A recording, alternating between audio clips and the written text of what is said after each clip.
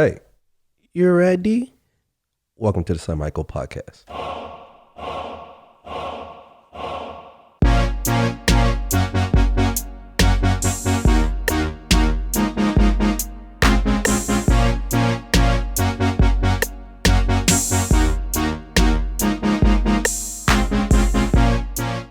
Hey, what's up?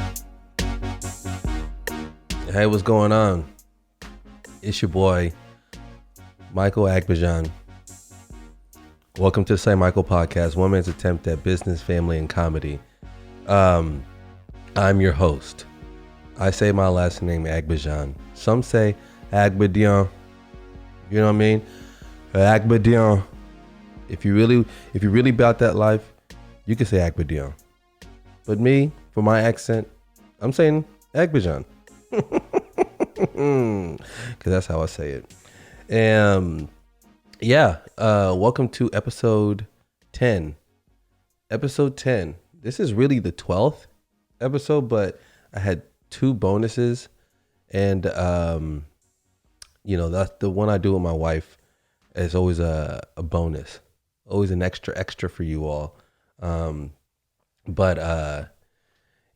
to episode 10. This is a good one. I'm back to be here for another week to talk to you all one-on-one, see what's going on in y'all's lives, see what's going on in mine. For anybody who's asking or inquiring, the opening that we had at Clyde Warren, well, it's not at Clyde Warren, but it's at a location right next to there called Park District. It went splendid. It went smooth as buttercream. We opened there on a Wednesday of last week, and it went perfect. It was super booming busy, with a lot of car washes there, and it hasn't stopped ever since. Right now, today we got rain, so it's going to be a little bit slower today. But the opening went real well. It's a great location just because it's right downtown near Clyde Warren Park, but the way it's set up is not, it's just more for like tenants and residents, so that's how that location works. It went well. And also I found a solution to my rendering issue, my video rendering issue, because right now I'm using entirely different system. I'm using iPhone, and I'm using an app called Video Maker Pro for the time being. That will be my temporary solution to my video rendering problem, because I'm not waiting 24 hours to render and see if a 1 hour video works and then what it looks like. That's just a little bit too long. But I found a temporary solution, and that's how it works. So just know I'm the solution, man. I'm the solution to my own problems, because no matter what, as crazy as life gets, I'm still flossing. Just understand that I'm still flossing morning and night, keeping those cavities out, that I keep doing. I want to update you also, as you already probably know, I have, employees, and, every day it's a surprise party when you have employees every day. And, I thought it was all good when I replaced Kevin with a new gentleman by the name of Glenn. And I didn't say I was going to say his name until 2 weeks, but now you need to know. But, I had issues with the previous problematic employee by the name Kevin. He was our newest employee at that time. Since then, I've hired a couple other people, but there's one particular person that I hired by the name of Glenn. And sometimes you just got to trust your gut on some things, sometimes I just, I don't know if it's me being too nice or me giving people, a real chance to give the best first impression. But sometimes it's the last first impression, because, some people come in and and this particularly pertains to business or life in general. Some people come in, aren't who they say they are, but they try to be who they want to be, and they can't keep up with, they just can't keep up. This guy named Glenn, he came in to my business about 2 weeks, about 2 weeks ago. And on the first day, he did great. We went through the whole interview process. We talked about everything. Because this is generally how I bring people in. So what I'll do, is I'll interview a certain amount of people, let's say 6 to 10 people. This is every 2 weeks or every month or so. And I'll mark who, would work and who definitely not work. And the people who work, the best, I would add to the team. The ones who, aren't that great, I will kind of put them on like a standby type list, So Glenn was on this standby list. But he's an eager beaver. Is that what they say? And so yeah, he's working. So the interview process, everything went well for him. So he's on standby. I call him to see if he would like to hop in for a position as a detailer. He obliges and says, yes, I would love to do it.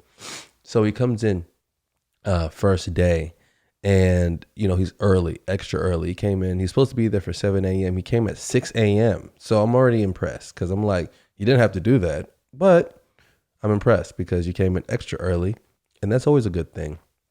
And that day we went through the training. He already had experience as far as with detailing and car washing and all that. So it started off really, really good. And then some red flags start to go up, because that day is at the end of that day, his first day, he wanted to, we were supposed to be somewhere for 5 p.m. No. Let me bring it all the way back so you could kind of just understand. Sorry if I keep going back and forth, but that's just what's going down. So in the morning, his first red flag was that when I got there, because he got there at 6 a.m., I got there at 7 a.m., I can't find him. His stuff is there, his jacket, his charger, everything's there. I can't find him. I'm calling him, he's not answering. And I'm just like, and I text him, no answer. So I'm just like, where did this guy go? I'm just kind of looking around, waiting. Now it's like 30 minutes. I'm waiting. Okay. He's at the location. It's already been 30 minutes and I don't see him. It's now 7:30 and I've been here since 7. So I called my wife. I was like, man, Bly, this guy, he's not here. And she's like, what do you mean he's not here? I was like, I'm looking around and I can't find him. All his stuff is here, but I don't know. I feel like, did he quit or something? I doubt that he quit. So she's saying, I doubt that he quit. It's his first day. I was like, yeah, I know. And she's like, is there like a lobby in the building or something like that? I was like, there is, but why would he be up there? Let me go.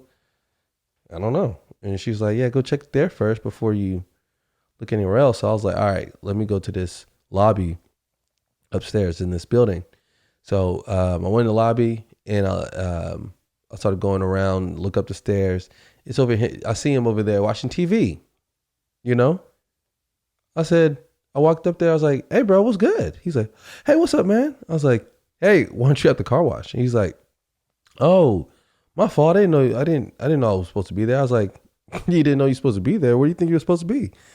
Oh, I'm sorry. I was like, sorry about what, but basically I saw him up there and I was a little bit like, I was relieved, but then confused, you know what I mean? Cause I'm like, at least he didn't quit. That's usually how it happens sometimes where some people just disappear. Right.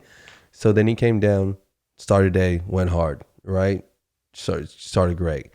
Then at the end of the day, I told him, okay, we have a place to be at for 5 p.m. I'm going to be here at 5 p.m. and I want to show you how the mobiles work, and he says, okay, I'll be here at 5 p.m. Right. And I got there because I left and I came right back and I got there at 4:45. He's not there again, and I'm calling him, texting him, not answering, 5 o'clock passes and I just leave without him. I had to reassign that position. I mean, that position, that car for him. And I was just like, okay, what's up with the bad communication? This morning, I thought it was a little, a snafu, little accident. But now I'm thinking like he might be a bad communicator. I don't know.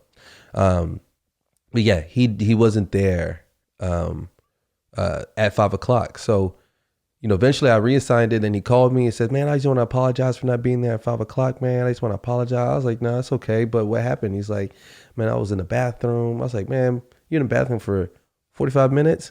Because I was there 30 minutes waiting. He's like, oh man, I'm sorry. Just kept apologizing. So I was like, all right, cool. It's all good. I'll see you tomorrow morning. He says, cool. So this is his second day of work, right?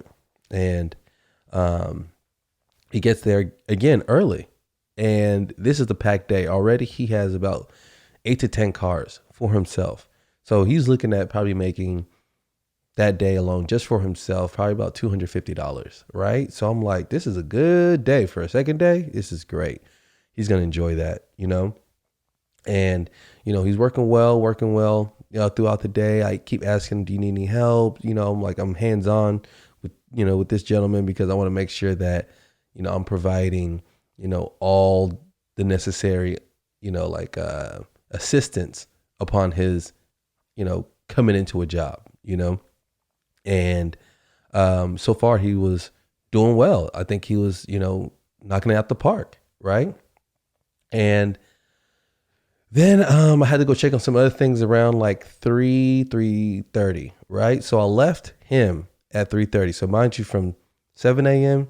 all the way 3:30, he's doing great. He only has 2 more cars to go, and he's knocking them out the park.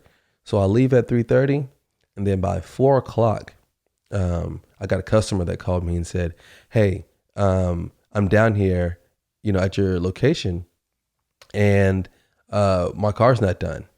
I was like, and he's like upset. I was like, your car, what do you mean? He's like, I told you all have to be done at 4. I'm down here, my car's not even touched. I was just like confused. I was like, I was just there. He's like, your gentleman's not here. So I'm like, I'm sorry about that. I'm like, this is the first time me even hearing this. I just left that location. So let me see what's going on. He said, no, I gotta go. I said, okay, well, we end up, after about 5 minutes of discussion, we end up figuring out that we're going to upgrade his service and, reschedule him for the next day, which I wasn't happy with, but, the customer is pretty understanding. So that was cool.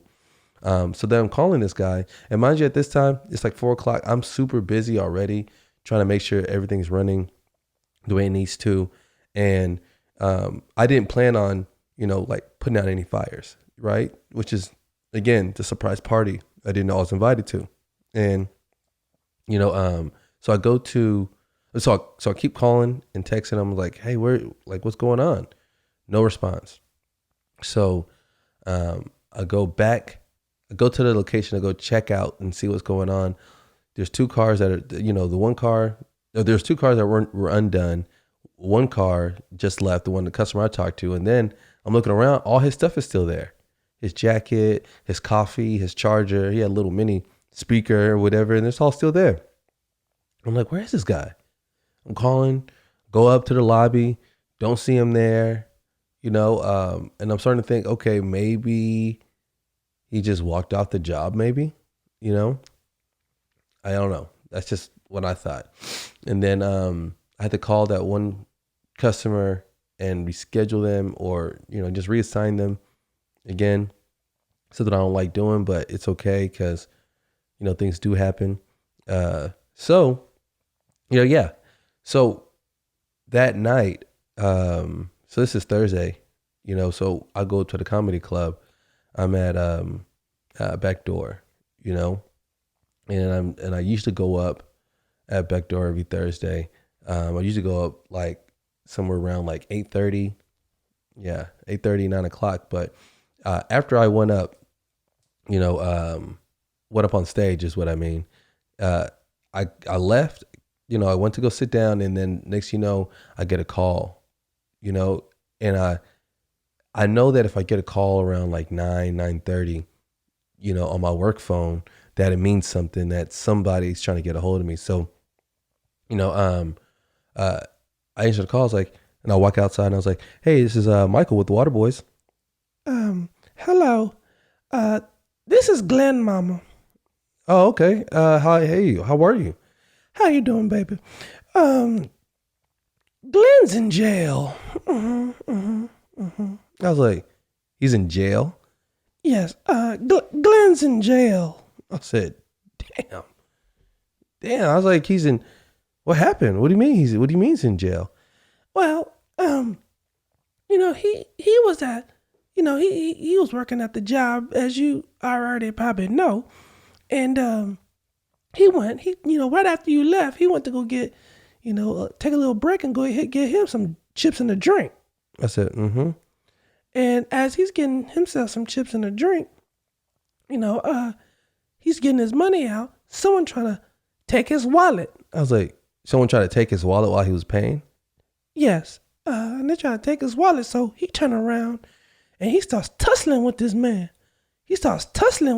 Like they're over there tussling. And then next thing you know, the police came and arrested them both. So mind you, I don't believe the story, right? I don't know. It doesn't matter. But I'm just like, oh, whoa. Wow. So what did they arrest him for? And she's like, I don't know, baby. I really don't know. I really don't know what Michael, I just want you to know he's a good boy. He's a really good boy. And just so you know, listener, is that this is a 37-year-old man. He's not a good boy. He's a man. This is a man, He's a good boy. I don't know. I don't know what happened today, but Michael, I want you to know that he is good and that he would love to keep this job and that he is a hard worker. He's a hard worker. I was like, well, is it okay if you just, do you know when he's going to get out? He should be out by tomorrow. What I'm going to let him do is give you a call as soon as he get out. That's the first thing he going to do. I was like, yeah, can you make sure that, he calls me as soon as he gets out? She was like, yeah, I'll make sure that, he gives you a call. And so far, that was last Thursday. I have not received a call yet. I still have his jacket, his charger, his mini speaker, and his coffee is still there, and a check waiting for him. But I was a little bit bewildered because, because that happened, it seems to always happen when I'm going to the comedy club. It seems like that, like this bad timing. Like when I'm planning for something, it's to not have a plan at all, because, I was a little bit stressed out, hold on. I was a little bit stressed out at the whole fact that, this new guy I hired, just disappeared out of nowhere. I was like, man, what am I doing wrong? It seems like there's always, a situation, So, yeah, that's kind of like what happens. I don't know if this happens in this business. I don't know if this happens, just to me, I don't know if it happens. I think it happens to everybody because we have the same issues at the barber school. We hire somebody new, and the dust will settle in just a few days, if not a week, before you figure out, oh, okay, this person is not who they said they are. They are a charlatan, because that's what it seems like. I hire a lot of charlatans, fakers, phonies, people who want to be something they're not. And I just tell the truth, man, and just be honest. Whoever you are, man. I get it. If you're honest and truthful about who you are at the beginning, we ain't got to waste time. We don't have to waste any time. I remember, the worst first impression I ever received. Okay, this is 6 years ago, right? And this was the first. Okay, I had an employee at this time named Johnny. Johnny was the same guy I told you who, on his first big check went to go buy a car and, didn't he spent all his money on the car, didn't have enough gas to come to work. So he stayed home for 4 days because, he didn't want to take a bus because he had a car. That guy with that guy. So he, at this time he had a person that he said, "Hey, Mike, I brought my friend with me, Willie, and he wants to know if he could work for you." I said, "Okay, Willie, do you have experience?" I'm talking to him. He says, "Yeah, I have, we're just catching up. I have everything you need. I work hard. I'm this, a young Hispanic guy, So I was like, cool, black, Johnny's young black dude, and his friend is a young Hispanic guy. He said, yeah, he just needs a job right now. And I was like, all right, cool. Well, we're busy today. Maybe I could like try you out. Like maybe we could see how you work, right? And I should have known better because, he's like, yeah, I'll go hard for you. Like I really need this job. I really would like to, you to give me the opportunity. And that was one of the darkest days. Look how crazy this day got. So this guy's working for me all day. Everything's going smooth, right? And, that night, a particular customer came in. He had this van, it's like almost like a kind of like a van for like a tour. Like he carries a lot of like speakers and things like that. So he came into the car wash, and at the moment I'm there checking all customers in, right? And then, and this happened at North Park. So, so he drives in, the customer drives in, and, he pulls me to the side. He says, hey, just as a FYI. So he pulls just me. He says, I have a gun in the vehicle, just as a FYI. I was like, oh, it should be okay. He's like, yeah, I said, just store it in a like a safe place. He's like, yeah, I stored it, but I just want to let you know that, I have a gun in the vehicle in case, of anything, I don't want any problems or anything. I was like, okay, that's fine. Guy leaves, sign him up for a car wash. And, so I get the new guy, Willie, to clean the car, Willie and Johnny. So they're both doing the car, cleaning it. Everything looks good. Everything's like spick and span. Guy comes in, he looks around at the car. He says, man, this looks great, right? Pays for it. Then he hops in the car, and then he hops right out. And then he's walking really fast to me, like walking really fast. And then he walks to me. I say, hey, what's going on? He says, someone took my gun. I said, what? Immediately, my first thought was, you're lying. I don't think you ever had a gun in the car. I mean, I never saw it. You told me about it, but I ain't never saw it. That's my first thought. But he said, someone took my gun. And I was like, whoa, hold on, what's going on? Someone took your gun? He said, yes, I had a gun in the vehicle and it's gone. And then I look around and everyone's kind of looking at me like, whoa, this is crazy. This is serious, right? So I said, are you sure? He's like, I'm positive. I had a gun in the vehicle secure and it's not there anymore. And I was like, okay, would you like me to call security? He said, please. So I'll call security over there. Security comes, the police come, everyone comes to this car wash. Mind you, there's no more car wash we could do at this moment, and the cops are looking through, talking to all my employees. This is super embarrassing because, like we're over here, like talking about a gun that could be potentially missing, and so basically, the police are looking, in this car, getting statements, and this guy's just looking like, like scared and sweaty about his gun missing. And he's like, oh, he just kept cursing. I knew I shouldn't have went to this car wash. I knew I shouldn't. I was like, man, this is bad, man. I just pray that that he finds this gun. He's like, man, this gun, I can't have this gun out there. This could injure somebody. That's all he's talking about out loud. And he's just cursing like, damn, I'm like, fuck. I mean, he's just really pissed off. And, I was just kind of like in shock about the whole him not having his gun. And then out of nowhere, the police, like they get like a call in their, I guess on their walkie-talkie or whatever. And then it says copy. And the next thing you know, one copy just runs off. And I was just like, whoa, what happened?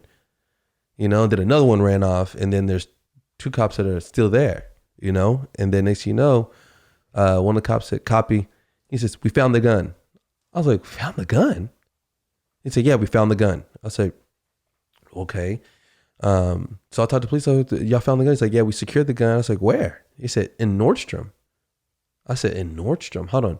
I'm confused. Who had the gun? They said they found the gun in a trash can in the in Nordstrom, in the Nordstrom bathroom. I said, hold on, I'm confused. How did the gun get inside a Nordstrom bathroom? I mean, a bathroom in the trash can. So, you know, just so you could see a little bit more behind the scenes, this particular friend that Johnny brought in, Willie, he cleaned the interior of the vehicle. He's looking around on the interior of the vehicle and, you know, supposedly he sees the gun. He takes the gun, but see, this is what his ploy was, to hide this gun. What he did is that he took the gun, put it in his backpack. Then as he's walking, he says, he tells me, hey, Michael, you know, I need to use the bathroom. Is that okay? I said, yeah, go in the bathroom. So he's going to Nordstrom to go use the bathroom because that's where we were. We were in the Nordstrom garage. So he's going to the bathroom. Going to Nordstrom to go use the bathroom. And what he did is that in his backpack where the gun was, he had a whole change of clothes. So what he did is that he changed his clothes, put a hat on, walked into Nordstrom. So he looked a certain way whenever he walked in. So, you know, then he went in the bathroom.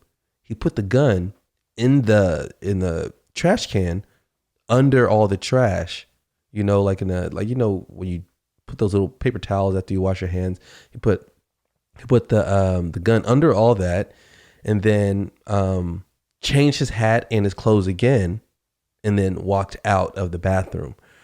So I guess his ploy was that, you know, if I go in and the cameras see me, they won't be able to identify me because I have, you know, different clothes on.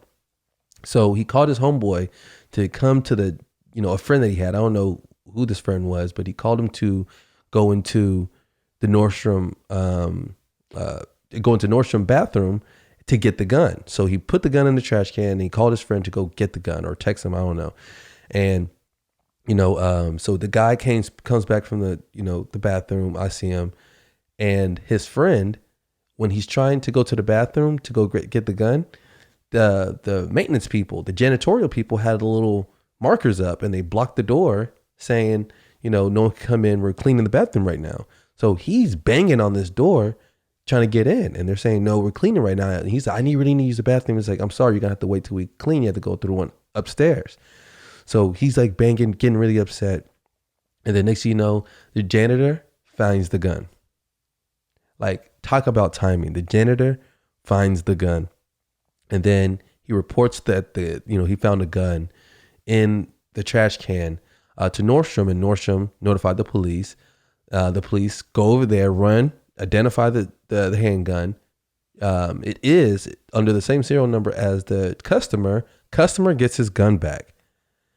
And, you know, I guess we're all relieved because we were there for at least an hour trying to figure out this whole gun situation. And, you know, but what ended up happening, they ended up arresting young Willie, you know. They reviewed the video. I guess they did that real quick, but, they arrested him, and, the guy pressed charges, on Willie. And mind you, this is Willie's first day. I should have known better. I didn't know Willie like that, but I didn't know he was going to steal a gun on the first day of work. I guess the awkward part of that was, the guy, he got his car done, got everything clean. And then when he got his gun back, he came to me, he said, "Hey man, I don't think I should pay for this car wash." And in my head, I'm thinking, man, I thought you're going to forget about that. I thought you're going to just pay for it anyways. He's like, "Yeah, I don't think I should pay for this. I think I should get a refund." I was like, "Yeah, absolutely. You should get a refund." But I was thinking, the car is clean though. But I get it, gave that man a refund. But yeah, a guy on his first day of work, stole a gun. And I'm just like, what is this life? Every day, surprise party. And it's a little crazy, when you have, random situations happen like that, because you just have to trust people, and it's hard to trust people with things you care about. You want to trust people, but it's hard to trust people just because you never really know who you really getting. That's why it's important to be honest about who you are and about what you do. But because I've been getting so busy, I'm hiring an assistant manager. I talked to my brother about, how busy I am and how much stuff is going on, and my wife. These are two people that are instrumental in my business success, because my brother gives sage advice, and we talk a lot of business all the time about what's happening and all that. And, he's like, you need help. You need to get a hiring manager or something like that. And I completely agree. So what I usually do is I go on Indeed, because look, when I'm looking for a solution to a problem, to me personally, it's better. I mean, I like to talk it through, but it feels better to complain about it than actually do anything about it personally, because you're going through a lot of stress and, the world isn't fair and all these things are happening. But, actually putting the action behind, finding help for yourself.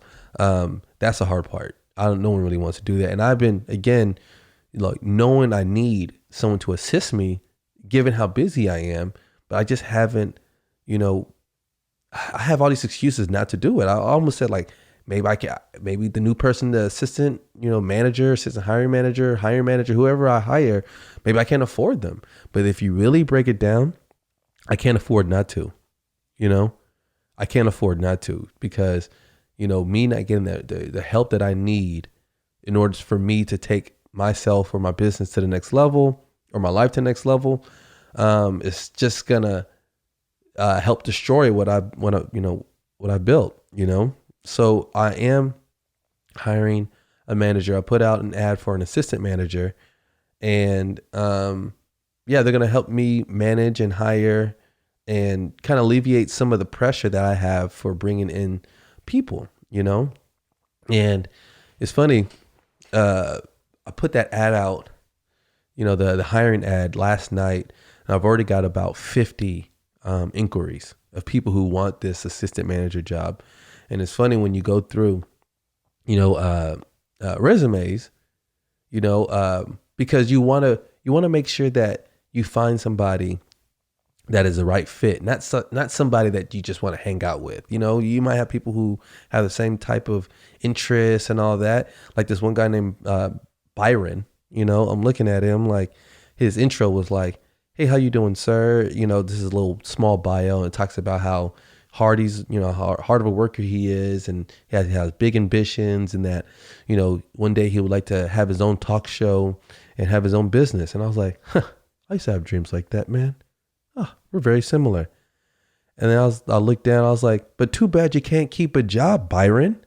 Because Byron, you've been in and out of jobs, 10 jobs in the last 3 years, bro. Keep a job. I get the ambition, but keep a job, bro. And so when I look at, when I look at resumes like that, red flags, there's little red flags that you can see when you're looking through resumes. You can see that, okay, this person can't keep a job.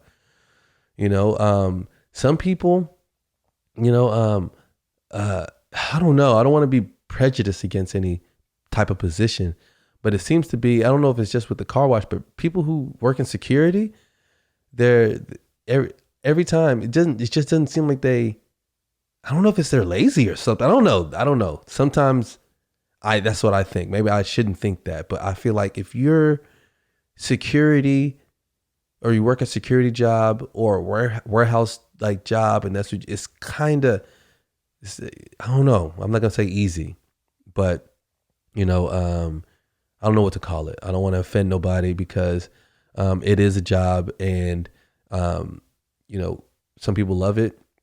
I've never worked in security. I never worked in a warehouse, but it just seems to be that when people apply, the people I've had in the past that, used to work security just don't work hard at all. They just want to kind of chill, stand around, but, I have a few people who applied for assistant manager, who are security. And it just seems like the resumes that are security are never complete, They just always seem like they didn't really finish it. So sometimes I think they're kind of lazy when it comes to that too. But I don't know.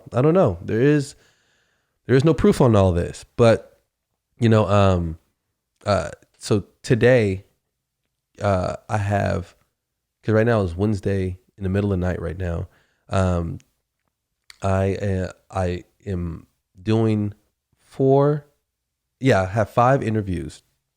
I have 5 interviews set up, and I'm excited about them because these are for, detailers, and this is for, assistant manager. I'm finally going to get the help, that I've been looking for, because it's been difficult trying to handle all the new employees, because the more people that I have, it seems like things keep happening. And one of my previous employees, my top employee, gentleman by the name of Rudy, he had a serious family emergency happen, and he had to leave in the middle of a job. I'm calling him. I'm like, "What's going on?" He's like crying. "Oh, my dad." He's talking about his dad. Something happened with his dad, and his dad went to intensive care, and he had to go check on him. He's just crying. I was like, "Man, it's okay, man. Just take care of that, and just don't worry about the job. We'll change that up. Just take care." He's like, "Thank you so much." And he's going out to Wichita Falls to go check on his father. Just an update. His father is okay. He's still in the hospital, recovering, but his so that happened with one of my head detailers, right? And then you have, other employees who having the same issues. The Glenn who got arrested on the second day of work, and then you have, even before that, another person who had a surprise baby, So it just seems like, every time I have new people, old people have issues, and then the new people have issues. It's just crazy. But I want to talk to y'all a little bit about also I want to tell y'all about my comedy, right? But then I'm a little bit like, how can I tell y'all about the comedy without ruining the joke? You know what I mean? Like, I've really been thinking about how am I transparent about like what I do in comedy, right? Because I have a process of how I build a joke on stage, or how I, learn things on stage. And I could play you all, and I can, play you all the things that I do and all that, and update you all about that. But I'm thinking, how do I do that, like, without ruining the joke? Because basically at some moment I want to be able to invite you all to, it was going to happen this year, to a show and a couple shows. But if I'm letting you know exactly how every joke goes and playing it to you, nothing's going to come to surprise. So, but I do want to tell you about how I, what I do as a process and what always happens. I don't know. It seems to work, as, a joke writing process for myself or for, comedy in general.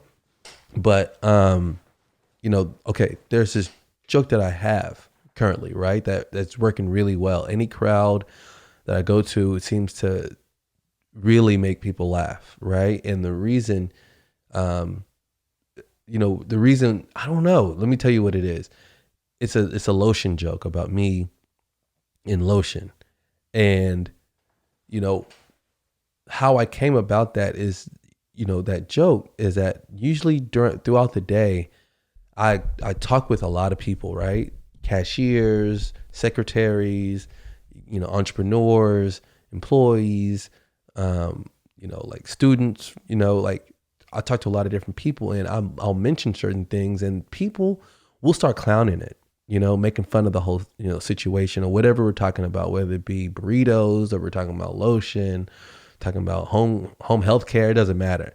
And we start clowning about it. And in that clowning moment, there'll be something that I'm like, okay, anybody can relate to this. And this is how, and this is what makes it funny. And then I'll end up either categorizing it, just memorizing it, and then writing it down later, or I'll just, boom, jot it in my phone real quick.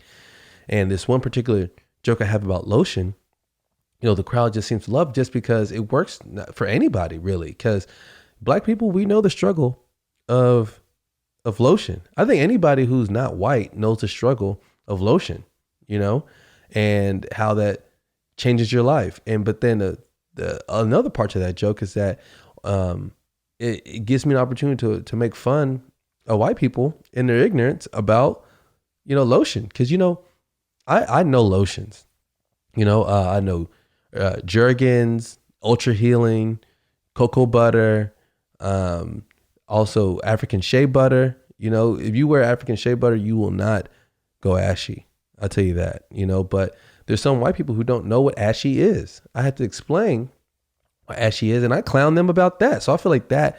So basically, me getting more comfortable on stage, is me being more prepared with things that I know that people could relate to, because whether you use lotion or not, you can relate to it. And if you don't relate to it, you're getting clowned for not relating, but that has been working really well. These last 2 weeks of me just bringing up about, like kind of lotion, and, the part that, I try to figure out of how to make the joke more solid is that, okay, the one joke that I know I have that has been solid, which is, I've been making more money lately. Anybody want to know my secret? And, the crowd says, sure. Yeah, tell us a secret. I said, I haven't been paying my bills, and that always seems to get a laugh from the crowd because it's so relatable and true as far as not paying your bills to make more money. And I have other jokes in between that, but then the lotion joke, to me, is just as guaranteed. It seems to always make people happy about their situation or what it is, because lotion's dumb. But yeah, if y'all could tell me how I could share with you all the behind the scenes, like what would you like to hear? Like what question do you have, behind the scenes when it comes to what I do and how I do it, whether it be with employees, or whether it be with the comedy or with my family, because balancing all this with the family, which the family's good, we're all Gucci, I just want to see how I could better relate and give you all, a lot of that behind the scenes, because, the goal of this podcast is to share, I want to share my stories with you, share my behind the scenes and understanding, and I didn't realize how this podcast, touches people. I was talking with a great friend of mine by the name of Jonathan, and, he really relates. He's an entrepreneur as well. He's also going to be on the show in April. And, we're talking, and what he relates most about with this podcast is that, he says that he understands why I do comedy, because he said when, him doing business, like he feels like that to him, it's just like going on stage, like being an entrepreneur. And it is, like going on stage and making a fool of yourself every day. That is business, when you get into doing your own thing, or, it's a hard place to be in, because you keep trying to convince these people out there that what you're doing, what you're saying means something, or that it works. And, it takes a while before they believe you, because everything you say or everything you do at the beginning, you think is the best thing, until 2 years later, you look back and says, man, I didn't know nothing. I didn't know nothing. And he said that's what he relates to most, is that, he could see how doing comedy and doing business are the exact same thing. It's just as scary because he can't imagine going on stage trying to make people laugh, but then, he can't understand that, trying to sell his idea to people every day and people not buying and some people buying is very difficult. It puts your mind, it never puts your mind at ease. Let's just say that. So, let me know what you want to know or what you want to hear behind the scenes, because that's what this is for. I'm sharing it all. But so far, thank you for joining me on episode 10. As you know, I really love, having these sit downs with you all. I have some special guests coming up in the future. Let me know what you would like to, who you would like for me to talk to, or if you have any more ideas of what you would like to see or hear in this podcast. As you all know, this is coming to an end, and that I love you. See you later.